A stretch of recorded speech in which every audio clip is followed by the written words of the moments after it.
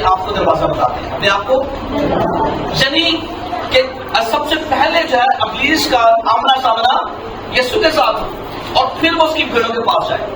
یسوع مسیح اپنے آپ کو دروازہ بتاتے ہیں کہ اگر ابلیس جو ہے وہ بھیڑوں کو پالنے کے لیے آئے تو سب سے پہلی ملاقات کس سے ہو؟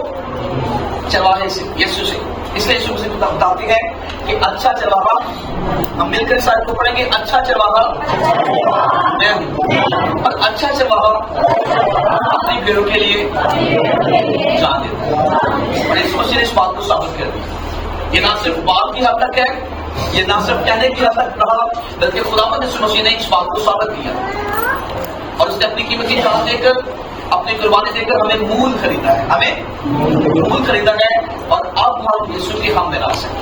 میں اس بات کو سکھا رہا تھا پچھلے ہی ابھی ہم بدھ کے روز اس بات کو سیکھ رہے تھے کہ جب میراث بانٹی گئی، جب اہل اسرائیل میں میراث کو بانٹا گیا تو لاویوں کے لیے کوئی میراث باقی نہ بچی۔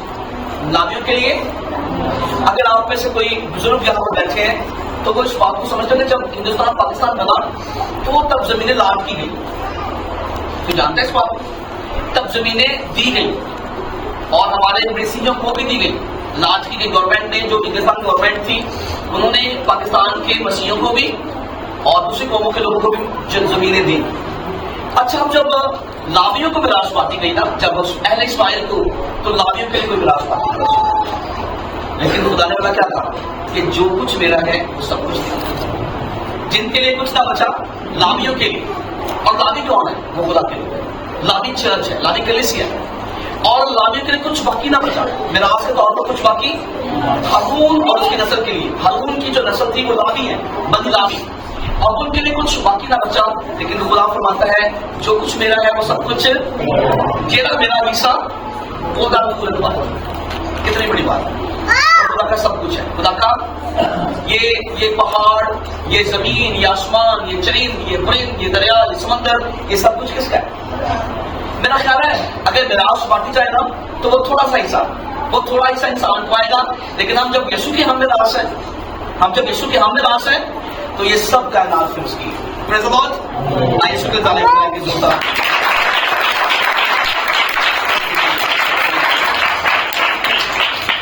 اور میں اس بات کو بتا رہا تھا کہ اگر کلیسیا کی بات ہو تو آج بھی ہم اپنی کلیسیا کو بھی اس تصویر میں دیکھ سکتے ہیں۔ یعنی خدا اس بات کا دھیان چرچ کی طرف لگانے کے لیے آخر میں ہر چرچ کے پیغام پر آخر میں یہ بات کیا، جس کے کان ہو وہ سن لے کہ روح کلیسیاؤں سے، جس کے کان ہو وہ سن لے کہ روح کلیسیاؤں سے۔ اصل کے طور پر یہ بات خدا مخاطب کروانے کے لیے، یعنی ہمارا دھیان اپنی جگہ لگوانے کے لیے یہ بات کرتا ہے کہ جس کے کان ہو وہ سن لے کہ روح کلیسیاؤں سے۔ عموماً طور پر یہ بات کب کہی جاتی ہے؟ یہ جس کے کان ہو وہ سن لے کہ روح کلیسیاؤں سے، یعنی جس کے کان ہو وہ سن لے۔ عموماً طور پر یہ بات کس موقع پر کی جاتی ہے؟ جب کبھی بڑا خاص پیغام پہنچانا ہو، جیسے میں نے ابھی کہا، میں نے کہا کہ وہ ابھی بول تھے، نہیں تو ہمیشہ کے لیے چپ رہے یا اپنی زبان بند رکھے۔ یہ بات بڑے خاص موقع پر کی جاتی ہے کہ جس کے کان ہو وہ سنے، یعنی یہ بات آخری وقت کی جا رہی ہے، یہ بس ایک مرتبہ بات کی جائے گی اور اس کے بعد یہ بات نہیں کی جائے گی۔ یہ بڑے خاص موقعوں پر، بڑے خاص اہم پیغامات پر یہ بات کہی جاتی ہے کہ جس کے کان ہو وہ سنیں۔ دیکھیں، ہم مکاشفہ کی بات کر رہے ہیں، مکاشفہ کی بات کوئی الہامی کتاب نہیں ہے، یہ آخری کتاب ہے، اور خدا خاص طور پر ڈائریکٹلی ان چرچز کے ساتھ، ان کلیسیاؤں سے، اور آج میری معرفت آپ سے، آزاد کر چرچ سے یہ بات کرتا ہے کہ جس کے کان ہو وہ سنے کہ روح کلیسیاؤں سے کیا فرماتا ہے۔ آئیے کلام خدا سے یوحنا معرف کا مکاشفہ ہے، اور اس کا دوسرا باب ہے، اور اس کی آیت مبارکہ ہے 12ویں آیت سے لے کر ہم اس کی 17ویں آیت تک مطالعہ کریں گے۔ کوئی بھی آپ میں سے پڑھنے میں رہنمائی کر دے؟ جی پڑھیں، کھڑے۔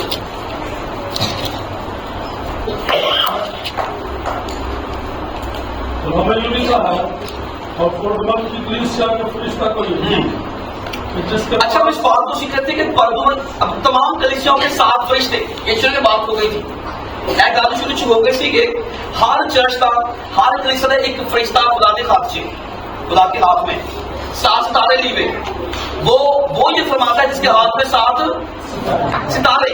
اب وہ 7 کلیسیاں ہیں. وہ 7 ستارے کیا جی؟ وہ 7 کلیسیاں ہیں اور یہ پرگم کی کلیسیا اس 7 میں سے ایک ہے. اب ستارے یہ نمائندے، میں نے بتایا تھا کہ یہ یہودیوں کا ایک ایمان ہے کہ ہر ایک شخص کا فرشتہ آسمان پر ہے. ہر ایک چرچ کا، ہر ایک کلیسیا کا فرشتہ آسمان پر نمائندگی کرتا ہے، خدا کے سامنے ہماری نمائندگی کرتا ہے. اب یہ 7 جو کلیسیاں ہیں ان کے 7 فرشتے، اور یسوع مسیح فرماتے ہیں وہ 7 فرشتے میرے ہاتھوں میں. وہ جو 7 ستارے لیے وہ فرماتا ہے یعنی اس کے ہاتھ میں 7 ستارے ہیں اور وہ 7 کلیسیاں ہیں. جی اس کے پاس 2 تلوار، تیز تلوار ہے. وہ فرماتا ہے کہ میں یہ تو جانتا ہوں کہ شیطان کی تخت قوت رکھتا ہے اور میرے نام پر کام کرتا ہے. جن دنوں میں میرا بہت بڑا شہید پاس تم میں اس جگہ قتل ہوا تھا جہاں شیطان رہتا ہے، ان دنوں میں بھی تو نے مجھ پر ایمان رکھنے سے انکار نہیں کیا. لیکن مجھے چند باتوں سے شکایت ہے، اس لیے کہ تیرے بعض لوگ غلام کی تعلیم ماننے والے ہیں، جس نے ملک کو بنی اسرائیل کے سامنے ٹھوکر کھلانے والی چیز رکھنے کی تعلیم دی، یعنی یہ کہ وہ بتوں کی قربانیاں کھائیں اور حرام کاری کریں. چنانچہ تیرے یہاں بھی بعض لوگ اسی طرح نکیلیوں کی تعلیم کے ماننے والے ہیں. بس توبہ کر، نہیں تو میں تیرے پاس گھر آ کر اپنے منہ کی تلوار سے ان کے ساتھ لڑوں گا. آخری ورس ہے، ہم سب مل کر اسے پڑھیں گے. آپ بیٹھ جائیں. شکریہ آپ کا. جس کے کان ہو وہ سنے کہ روح کلیسیاؤں سے کیا فرماتا ہے. جو قدم آئے میں اسے پوشیدہ من میں سے دوں گا اور ایک سفید پتھر دوں گا. اس پتھر پر ایک نیا نام لکھا ہوا ہوگا، اس کے پانے والے سوا کوئی نہ جانے گا. اچھا، سب سے پہلے تو ہم اس پرگمن کی کلیسیا کے ہسٹری پر غور کر لیں گے. یہ چرچ کا واقعہ ہے اور یہ کتنا آسیا سے اور یشب سے کتنا دور تھا. اب یہ میں بتا رہا تھا پچھلی مرتبہ کہ یہ تمام چرچز آسیا کے اندر تھے اور یہ آسیا جو آج کا علاقہ ہے وہ زمین کا علاقہ ہے. یہ ترکی میں ابھی کے دور میں یہ ترکی کے اندر واقع ہے اور یہ پہلے تمام یہ جو عربستان تھا تمام رسولوں نے یہاں پر غلامی کی ہے. سعودی عربیہ اس میں شامل ہے، اس میں عراق شامل ہے، اس میں ایران شامل ہے، اس میں یمن شامل ہے، اس میں عراق شامل ہے. تمام ممالک اس میں شامل ہیں. یسوع مسیح کی آسمان پر اٹھائے جانے کے بعد رسول تمام عربستان میں نکلے، اس تمام علاقات میں نکلے. وہاں پر کلیسیاں قائم تھی، وہاں پر کلیسیاں قائم تھی. لیکن اس کے بعد ہوا یہ کہ جب دوسری حکومتیں آئیں تو انہوں کی آپس میں جنگ ہوئی. جہاں کہیں وہ جنگ ہار گئے وہاں انہوں نے اپنی حکومتیں قائم کر لی. ہم اس بات کو بعد میں بات کریں گے، لیکن آج ہم کلیسیا پر بات کر رہے ہیں. اچھا، میں نے بتایا کہ یہ جو پرگمن ہے یہ آسیا کے علاقے کے اندر، جس کو ازمیر آج کے دور میں کہا جاتا ہے، یہ وہاں پر موجود ہے. یہ تقریباً وہاں سے کوئی تقریباً 74 کلومیٹر بنتا ہے. یہ تقریباً اس علاقہ سے پہلے چرچ سے جو پہلا ہمارا چرچ تھا افسس اور سمرنا، یہ تقریباً اس سے 74 کلومیٹر کے واقعے پر موجود ہے. اب خدا کیوں ڈائریکٹلی طور پر اپنے بندہ یوحنا عرب سے بات کر رہا ہے؟ کیونکہ خدا چاہتا ہے کہ یہ آواز پہنچائے. شاید خدا یوحنا عرب کو اس چرچ میں بھیجنا چاہتا ہے. خدا آج بھی اپنے خادمین کے وسیلے، خدا آج بھی اپنے لوگوں کے وسیلے کلیسیاؤں سے بات کرتا ہے. آج بھی اگر کلیسیاں کی شکل بگڑ چکی ہے، اگر آج بھی کلیسیاوں میں بے ترتیبی ہے، تو خدا اپنے خادمین کے وسیلے کلیسیاؤں سے آج بھی بات کرتا ہے. اور میں نے بتایا کہ خدا کبھی بھی وہ اپنا کام نہیں کرتا، وہ اپنے تمام رویا، اپنے تمام کام اپنے لوگوں پر ظاہر کرتا ہے. اگلے دور میں خدا صاحب لے آنے والے ٹائم میں ہم اسرائیل پر بات کریں گے، اسرائیل پر بات کریں گے. اور میں کل جب اس بات کو سیکھ رہا تھا، جب اس بات کو میں پڑھ رہا تھا، تو اب کے دور میں جس طور سے ہم وقت دیکھنے کے لیے گھڑی پر بات کرتے ہیں کہ کیا ٹائم ہو گیا، ایسے ہی آج کے دور میں خدا نے اسرائیل کو اس لیے رکھا کہ چرچ کے لیے، کلیسیا کے لیے یہ ہمارے لیے کیا نشانات ہیں، ہم آج کے دور پر ہمیں اسرائیل پر غور کرنے کی ضرورت ہے۔ اب دیکھیں تقریباً آج کے دور ابھی کے ٹائم پر تقریباً 7 ممالک ہیں جس کے خلاف ہیں، تقریباً 7 ممالک ہیں، اور آنے والے دور میں 3 ممالک اور اس کے خلاف ہو جائیں گے اور اس پر حملہ کریں گے۔ لیکن خدا فرماتا ہے جب خدا ہمارے ساتھ ہے، خدا اسرائیل کے وسیلے اپنے قول کو پورا کرنا چاہتا ہے، خدا اپنے کلام کو اسرائیل کے وسیلے پورا کرنا چاہتا ہے، خدا اپنے خادمین کے وسیلے، خدا اپنے لوگوں کے وسیلے اپنے قول کو پورا کرنا چاہتا ہے کہ جب خدا ہماری جنگ لڑتا ہے تو پھر کون ہمارا مخالف ہے؟ کوئی بھی شخص خدا کے خلاف کبھی کھڑا نہیں رہ سکتا۔ آپ عہد عتیق پر غور کر لیں، جتنی جنگیں ہوئی خدا نے اپنا جلال ظاہر کیا۔ ہم پیچھے اس بات پر سیکھ رہے تھے کہ جب خدا کے چٹاؤں نے لوگوں کا جو ہے چناؤ کیا تو ہزاروں اور لاکھوں لوگ وہاں پر موجود تھے، لیکن خدا نے صرف 300 لوگ چنے، اور وہ بھی بڑے سادہ لوگ جن کے پاس نہ کوئی ہتھیار ہے، جن کے پاس نہ کوئی جنگی ہتھیار ہے، نہ کوئی جنگی تیاری ہے۔ خدا نے وہ سادہ لوگوں کو چنا اور خدا نے ان کو لوگوں کو پھر مدیانیوں پر فتح یاد کی۔ خدا ہر دور میں اپنا جلال ظاہر کرتا ہے، خدا ہر دور کے اندر بھی اپنے لوگوں کے وسیلے، اپنے خادمین کے وسیلے، اپنے رسولات کے وسیلے اپنا جلال ظاہر کرتا ہے۔ اور آج بھی خدا اپنے لوگوں کے وسیلے، آج بھی خدا اپنے خادمین کے وسیلے اپنے کلام کی باتیں، اپنے منہ کی باتیں اپنی دلہن تک پہنچاتا ہے۔ اور اسی لیے وہ فرماتا ہے کہ جس کے کانوں سنے کے روح کلیسیاؤں کے سے کیا فرماتا ہے۔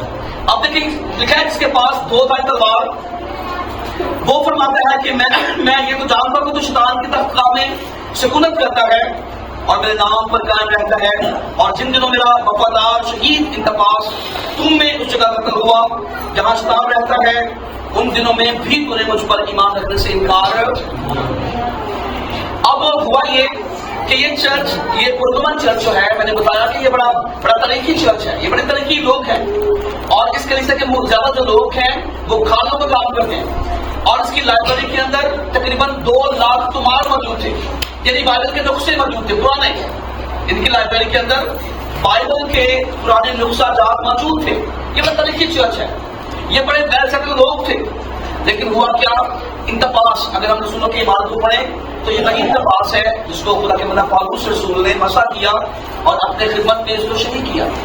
اب ہوا یہ کہ اس دور میں پرگمن کے اندر انتفاس کو لایا گیا تاکہ اس کو شہید کیا جائے، اس کو قتل کیا جائے، اس پر ظلم کیا جائے، اور خدا فرماتا ہے جس کے منہ میں 2 دھاری تیز تلوار ہے، اس کا مطلب یہ خدا کا کلام ہے، جس کے منہ میں the word of God ہے، وہ فرماتا ہے۔ اور یہاں پر یہ خدا کی صاف بات ہے، جس کے منہ میں 2 دھاری تیز تلوار ہے، وہ یہ فرماتا ہے کہ تو شیطان کی سکونتگاہ میں شریک ہے، تو وہاں پر سکونت کرتا ہے، لیکن میں مجھے اس بات کی داد دیتا ہوں کہ تو نے ان دنوں میں بھی میرا انکار، یعنی چرچ ان دنوں کے اندر، کلیسیا ان دنوں کے اندر جو ہے وہ اعزاز ثانی کا سامنا کر رہی ہے۔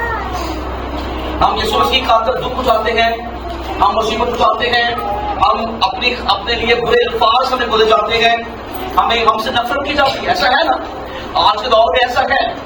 اور یہ کلام کی بات ہے، مقدس رسول کی انجیل اس کے 24ویں باب میں لکھا ہے کہ میرے نام کی خاطر لوگ تم سے عداوت رکھیں گے، اور ایسا ہو رہا ہے۔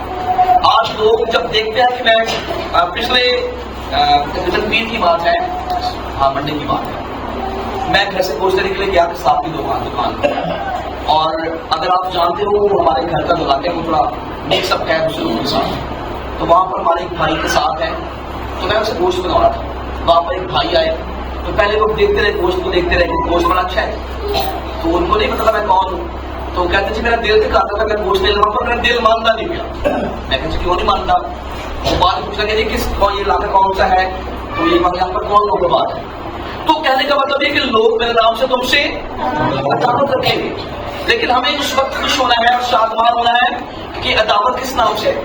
کہ عداوت یسوع نام سے۔ جب لوگ یسوع کے نام سے ہم سے عداوت رکھیں، ہمیں پریشان کریں، ہم سے نفرت کریں، ہمیں پریشان نہیں ہونا بلکہ خوش اور شادمان ہونا ہے کہ آسمان پر ہمارے لیے بڑا، ہمیں ڈس اپوائنٹمنٹ تو ہوتے ہیں، پریشان مایوس ہوتے ہیں، کبھی کبھی ہمیں برا بھی لگتا ہے، لیکن یہ کلام کی بات ہے، کلیسیا یہ سب کچھ ہونا ضرور ہے. اور خدا آج صبح ہم سے ڈائریکٹلی بات کرتے ہوئے فرماتا ہے کہ میں تجھے اس بات کی داد دیتا ہوں, میں تیری داد رسائی کرتا ہوں کہ تو اگر ان دنوں کے اندر بھی تو نے میرا انکار نہیں کیا تو میں تجھے یہ دعا دیتا ہوں, لیکن مجھے تجھ سے ایک شکایت بھی ہے, مجھے تجھ سے ایک شکایت بھی ہے کہ تو شیطان کا اس سنت میں, تو شیطان کے گھر میں.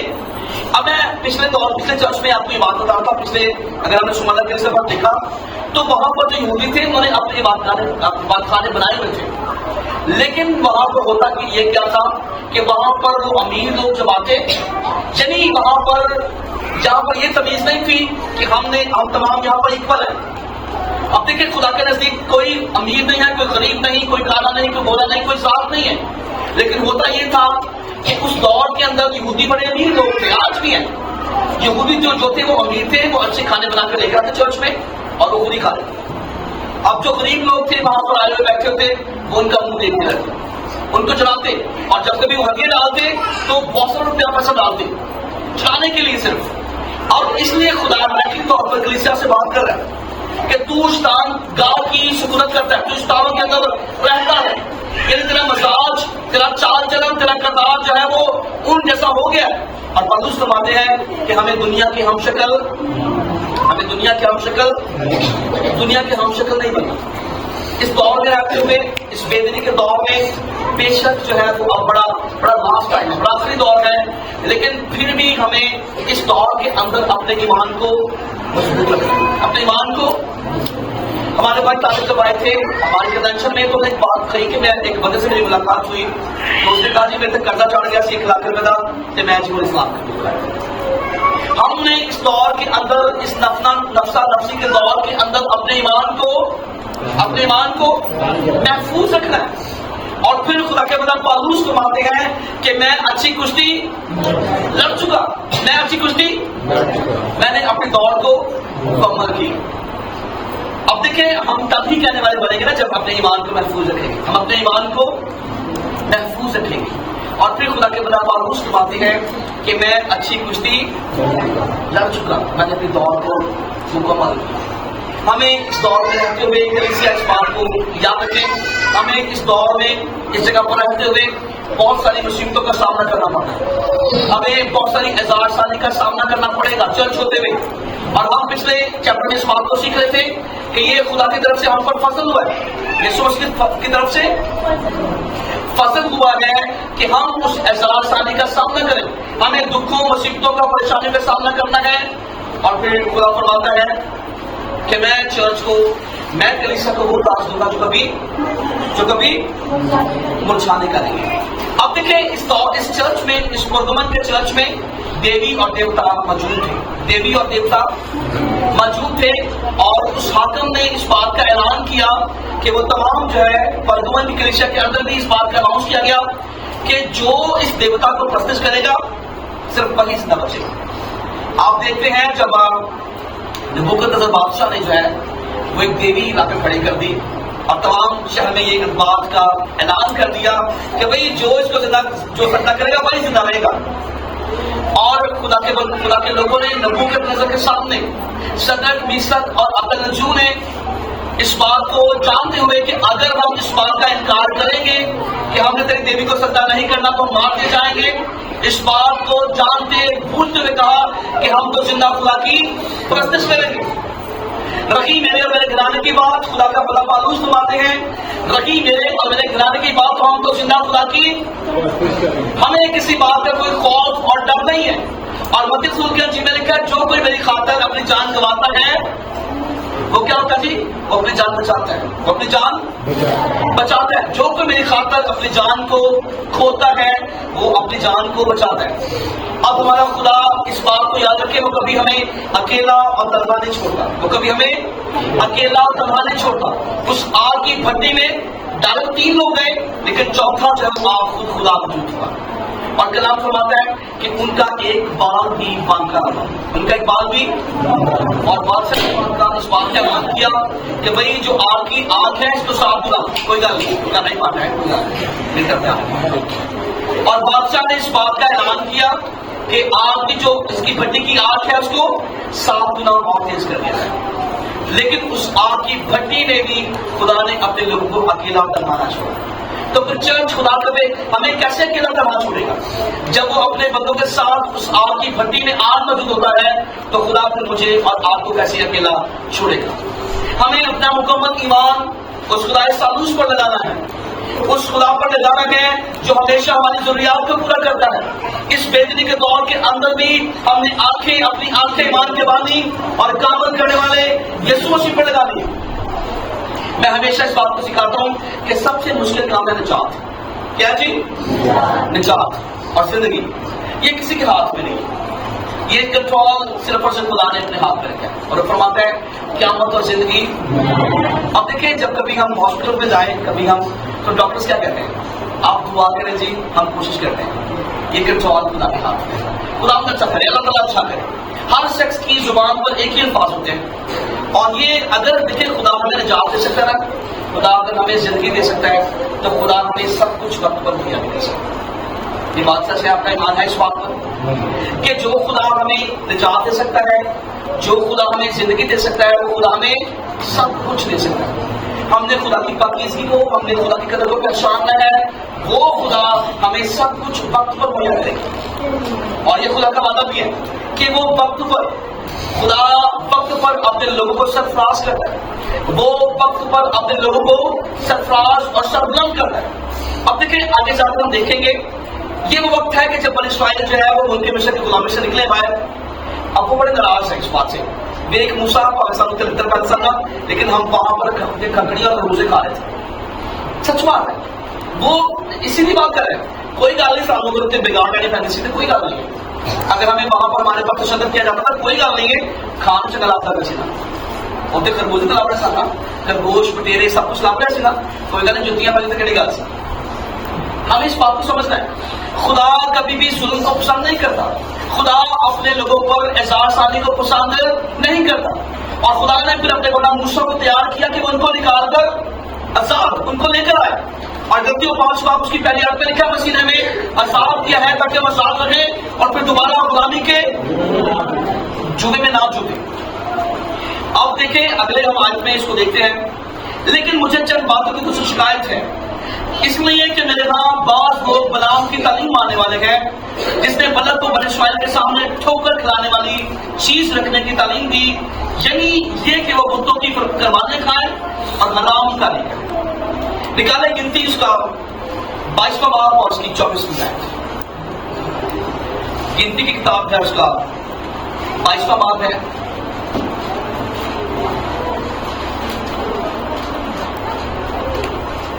گنتی اس کا 22واں باب ہے، اس کی 24ویں.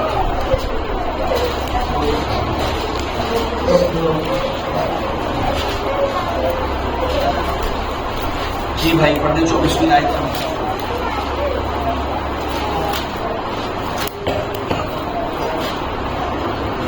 لیکن تب خداوند کا فرشتہ ایک نیچی راہ میں جا کھڑا ہوا جو پاکستانوں کے بیچ سے ہو کر نکلی تھی اور اس کی دونوں طرف دیواریں تھیں. اور گدی خداوند کے فرشتہ کو دیکھ کر دیوار سے جا لگی اور بلعام کا پاؤں دیوار سے کچا دیا. سو اس نے پھر اسے مارا. تب خداوند کا فرشتہ آگے بڑھ کر ایک ایسے تنگ مقام میں کھڑا ہو گیا جہاں دہنی یا بائیں طرف مڑنے کی جگہ نہ تھی. پھر جو گدی نے خداوند کے فرشتہ کو دیکھا تو بلعام کو لیے ہوئے بیٹھ گئی. پھر تو بلعام چلا اٹھا اور اس نے گدی کو اپنی لاٹھی سے. اب ہوا یہ ہے کہ بلعام کی آنکھوں پر لالچ آ گیا اور وہ بادشاہ نے اس کو کچھ روپیوں کا لالچ دیا اور اپنے پاس بلایا. اب یہ بلعام بادشاہ کے محل میں جا رہا ہے، لیکن خدا کا فرشتہ اس کے آمنے سامنے آ کر کھڑا ہو گیا. اب کیونکہ بلعام کی آنکھوں پر چربی چھا گئی ہے، بلعام کی، اب یہ خدا کا نبی ہے. بلعام کیا ہے؟ یہ کوئی عام شخص نہیں ہے، یہ خدا کا نبی ہے. اب بلعام کی آنکھوں پر لالچ کی، حوث کی، کچھ روپوں کا لالچ اس کی آنکھوں پر چھا گیا ہے اور اب اس کو خدا کا فرشتہ نظر نہیں آ رہا. اب خدا کا فرشتہ ننگی تلوار لیے ہوئے اس گدی کے سامنے کھڑا ہو گیا اور وہ گدی وہاں پر رک گئی. اب دیکھیں خدا کا جلال کہ خدا جانوروں سے بھی اپنا کلام، اپنا کام لے سکے. اب جب وہ فرشتہ اس گدی نے اس فرشتے کو دیکھا تو وہ رک گئی اور وہ آگے نہیں بڑھ رہی. اور پھر بلام اس کو مار رہا ہے، اپنا جو ہے وہ اثر رسوخ دکھاتے اس کو مار رہا ہے، تو گودی تو میری ہے، چل وہ آگے اس کو مار رہا ہے. یہ واضح لکھا ہے یہاں پر، اگر آپ اس کو پڑھیں تو یہ واضح لکھا ہو. اور بلام اس کو مار رہا ہے، لیکن وہ خدا کے فرشتہ کو دیکھ کر رک گئی اور پھر بلام کو اس بات کا احساس ہوا. اب یہاں پر خدا کا بندہ یوحنا عارف اس بات کی تصدیق کرتے ہیں کہ کچھ لوگ تم میں ایسے ہیں جو بلام کی تعلیم ماننے والے ہیں، یعنی کچھ لوگ لالچی ہیں. اس کا مطلب یہ بلام کی آنکھوں پر لالچ چھا گیا.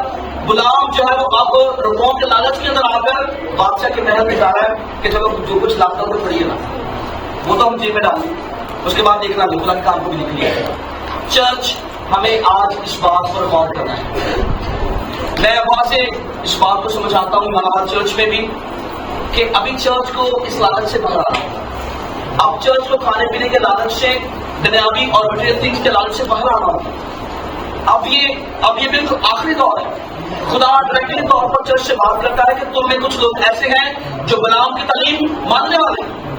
اب ہمیں چاولوں سے، راشن سے، تمام آفر سے باہر آنا ہے، اپنے ایمان کو مضبوط کرنا ہے اور ہمیں سچائی کے کلام کو قبول کرنا ہے. کہ یوحنا 8:32 میں لکھا ہے کہ جو سچائی سے واقف ہوگا سچائی سے آزاد کریں گے. ہمیں واقعی طور پر چرچ آزاد ہونے کی ضرورت ہے. اب ہمیں بلام کی تعلیم سے باہر نکلنے کی ضرورت ہے. اب لکھا ہے کہ آخری دور میں لوگ اپنے استاد بنا لیں گے. لوگ کیا کریں گے؟ اپنے استاد بنا لیں گے اور کھانوں کی گزری کے مطابق تعلیم کو پسند کریں گے. کھانوں کی گزری کے مطابق تعلیم کو پسند کریں گے. میرا خیال ہے آج کے دور میں بہت کم لوگ ہیں جو سچائی کی تعلیم کو مانتے ہیں. میں ایک تحقیق کر رہا تھا پچھلے دنوں پر ہم بات کر رہے تھے.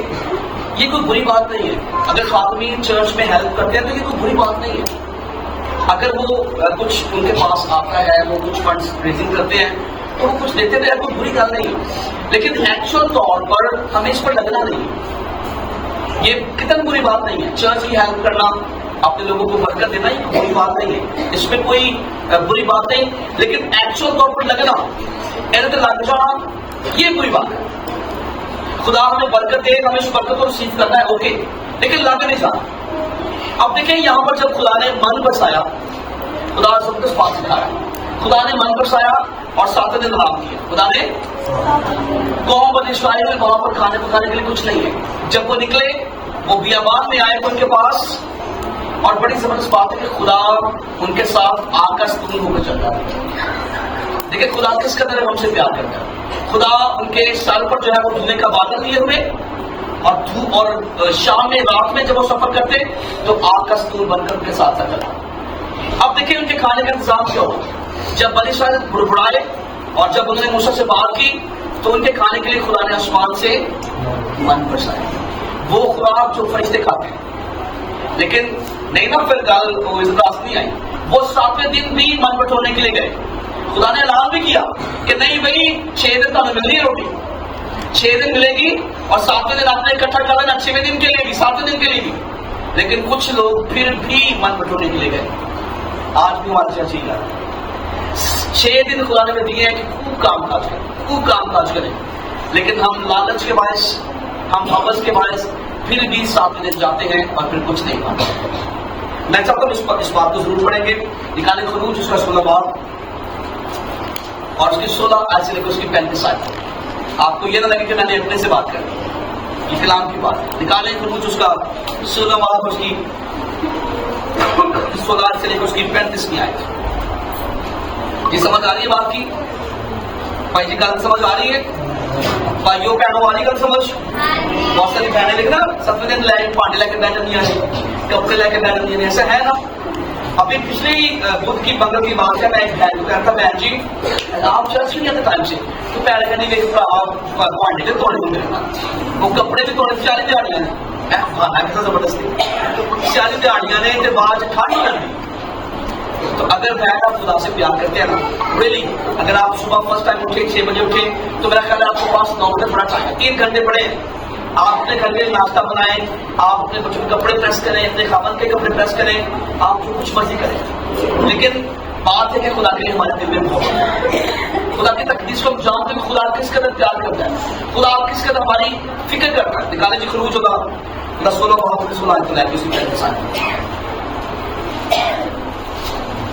16 बाब है उसकी 16वीं आयत मुबारका से लेकर मैं आपके लिए पढ़ दूंगा। 35 आयत है, ये बहुत ज्यादा हो जाएगा, लेकिन मैं चाहता हूं कि हम थोड़ा सा पढ़ेंगे ताकि हम इस बात को समझ सकें।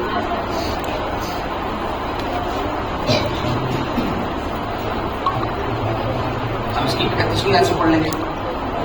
और बनी इस्राएल ने उसका नाम मन रखा, ये वही खुराक है इसके हमने बात की है।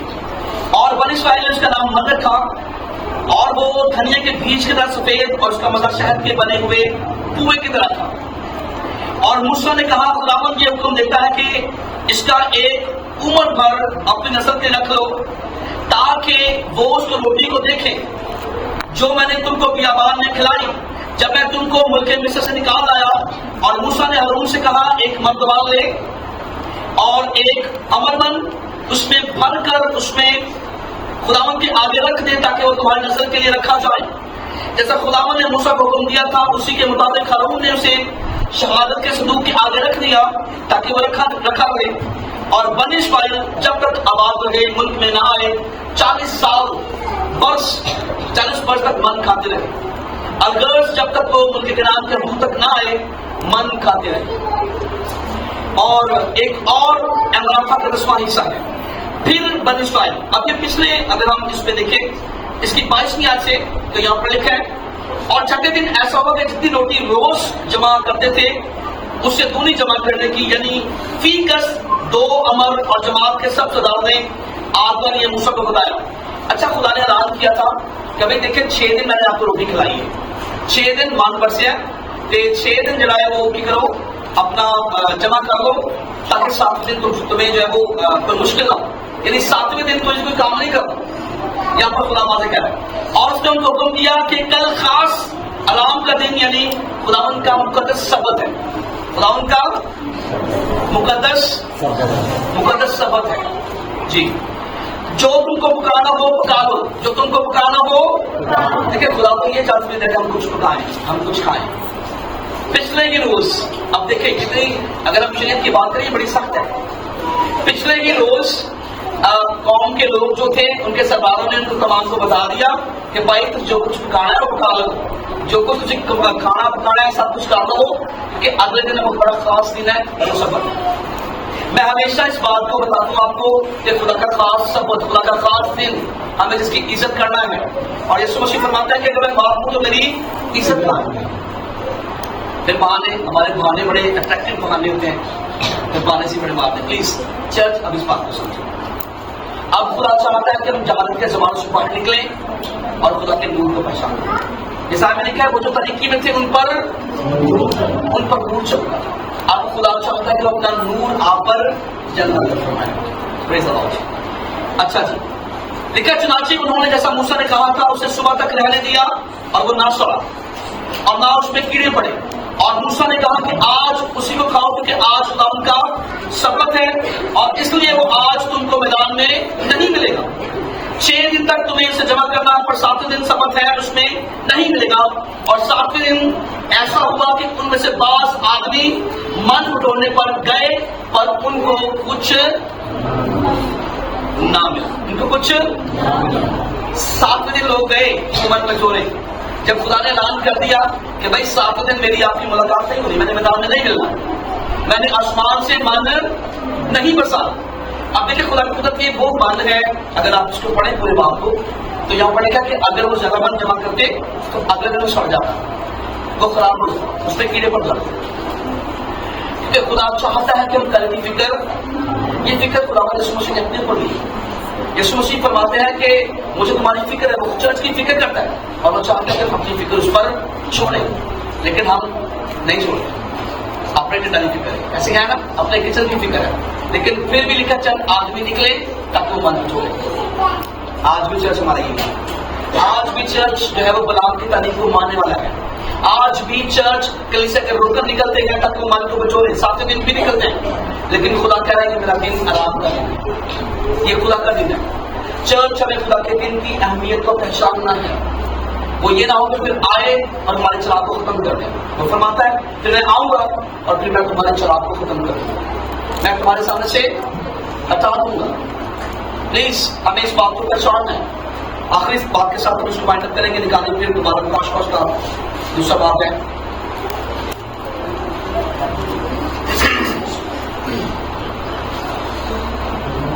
لکھا ہے دنیا میں چنانچہ تیرے ہاں بھی بعض لوگ ایسے ہیں جو نکیلوں کی تعلیم ماننے والے ہیں، بس توبہ کر. کیا کر جی؟ بس توبہ کر، اب پرانے کام چھوڑ دے. چرچ خدا ہر ایک شخص سے واضح بات کر رہا ہے، بس توبہ کر. بولے بس توبہ کر، بس توبہ کر.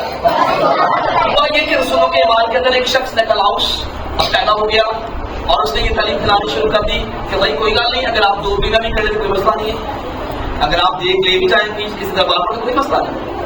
ہوا یہ کہ رسولوں کے ایمان کے اندر بھی ایسا ہی ہوا اور لکھا ہے کہ تم میں سے کچھ لوگ ایسے ہیں جو نکیلوں کی تعلیم پر قائم کرتے ہیں، جو غلام کی تعلیم پر قائم کرتے ہیں، اور اس نے کلیسیا کو چرچ کو جو ہے وہ حرام کاری پر اور بتوں کی قربانی پر اور تمام کاموں پر آمادہ کر دیا. آج بھی ایسے ہی بہت سارے جھوٹے نبی کلیسیاؤں میں ہیں، بہت سارے جھوٹے رسول کلیسیاؤں میں ہیں. اور پولس اپنے پچھلے باب میں اس بات کو پتا کہ میں نے میرا جب آمنا سامنا ان سے ہوا تو میں نے ان کو جھوٹا پایا. آج چرچ ہمیں روحانی نعمتوں سے بھرپور اور مغرور ہونے کی ضرورت ہے. ہمیں لوگوں کا امتیاز کرنے کی ضرورت ہے اور سب سے بڑی بات توبہ کرنے کی ضرورت ہے. پولس فرماتے ہیں کیا کرو بس توبہ کر، نہیں تو میں تیرے پاس جلد آ کر اپنے منہ کی تلوار سے ان کے ساتھ لڑوں گا. میں تیرے پاس آ کر اپنی منہ کے ساتھ، اپنی منہ کی تلوار کے ساتھ ان کے ساتھ. یہ خدا کے کلام کی بات ہے. خدا اپنے کلام کے وسیلے ان لوگوں سے پھر جنگ کرے گا اور خدا فرماتا ہے کہ میں تیرے ساتھ ہوں، میں تجھے کبھی اکیلا تنہا نہ چھوڑوں گا. وہ ہماری جنگ لڑتا ہے، وہ ہمارے راستے ہموار کرتا ہے. فقط ہمیں اس پر ایمان رکھنا ہے، اس پر بھروسہ رکھنا ہے. اب وہی بات اس کے کام کو سنے کے روح کلیسیاؤں سے بڑی آخری بات، بڑی خاص بات ہے. آخری بات بڑی خاص بات ہے. جو غالب آئے میں اسے پوشیدہ من میں سے دوں گا. جو غالب آئے میں اسے پوشیدہ من میں سے. یہ پوشیدہ من کیا ہے؟ میں اسے پوشیدہ من میں سے دوں گا اور ایک سفید پتھر دوں گا. یہ کیا ہے؟ جب کبھی آپ میں سے کتنے زو گئے کبھی چڑیا گھر میں؟ کتنے ہیں بتائیں؟ یا کسی ایسی جگہ پر گئے جہاں پر ٹکٹ لگتی ہے؟ کوئی ایسی جگہ جہاں پر ٹکٹ لگتی ہے؟ ایسا مثال کے طور پر اگر آپ نے ٹکٹ لی ہو تو آپ نے میرے پاپا ساتھ ہیں تو میں ان کو بھی لے جاؤں، ایسا ہوتا ہے؟ جس کے پاس ٹکٹ ہوگی وہی جائے. بھائی مجھے اگر ٹکٹ آپ کے پاس ہے آپ جائیں گے، اگر بیٹی کے پاس ہے بیٹی جائے گی. یا پر لکھا ہے میں سے ایک سفید پتھر، ایسے یہ ٹکٹ سے یہ ٹکٹ سی اس سفید پتھر پر آپ کا نیا نام لکھا ہوگا، چرچ کا نیا نام لکھا ہوگا. خدا فرماتا ہے کہ جو غالب آئے میں اسے ایک سفید پتھر دوں گا، یعنی اس پر اس کو ایک نیا نام دوں گا. آگے جا کر ہم کریں گے اس کا مطالعہ کریں گے مکاشفہ کا. تو میں اکثر بتاتا ہوں کہ میں اس مسیح بتاتے میں انہیں ایک نیا نام دوں گا. اس سفید پتھر پر آپ کا نام لکھا ہوگا اور صرف آپ ہی خدا کی بات چیت پاس. پھر آپ ہی اس نئے یشوع میں داخل ہوں گے. آپ کی نہ بیوی، نہ آپ کا شوہر، نہ آپ کے بچے، نہ کوئی آپ کا دوست، نہ کوئی آپ کا سلطان. میں تمہیں ایک سفید پتھر دوں گا اور اس پتھر پر ایک نیا نام لکھا ہوا ہوگا جس کے پانے والے کے سوا کوئی اور نہ جانے پائے. چرچ اس بات کو سن لیں، اگر آج صبح ہم نے اس کلام کو سنا ہے، اس کا کلام کو سنا ہے تو آج صبح ہم اپنے دلوں کے تختوں پر سے لکھیں. ہم بلام کی تعلیم کو، ہم جو ہے وہ کسی اور نکلاؤ کی تعلیم کو، جھوٹی تعلیم کو اپنے دلوں میں سے نکالیں اور ایمان کے بانی اور کامل کرنے والی سوچی پر اپنی نگاہیں لگائیں. وہ ہمیں سب کچھ تخت پر بلکہ پوشیدہ محل سے دے سکتا ہے.